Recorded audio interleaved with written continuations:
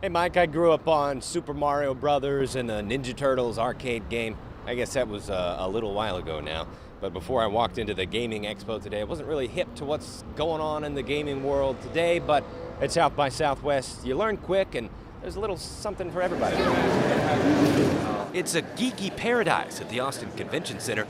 The South by Southwest Gaming Expo is underway. A lot to look at, to say the least. And it's fair to say gaming in 2018 wouldn't be near as cool if it weren't for this man, Richard Lord British Garriott. Every day I am re-inspired by how much this industry has grown and what it's become.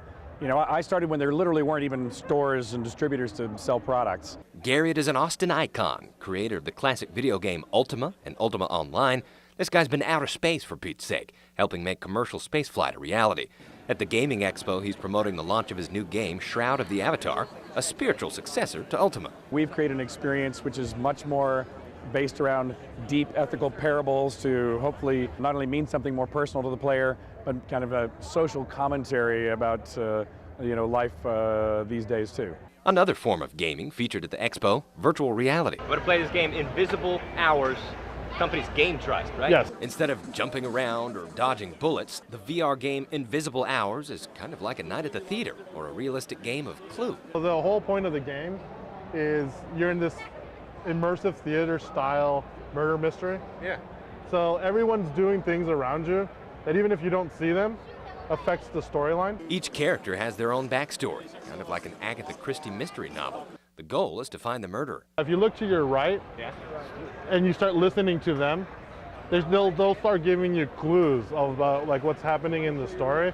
But more importantly, you start figuring out what their personality is and what drove them to the island. Also at the Gaming Expo, for some reason, a tribute to iconic Happy Tree painter Bob Ross, and plenty of cosplayers like Banana Man Stan. Nobody picks a banana.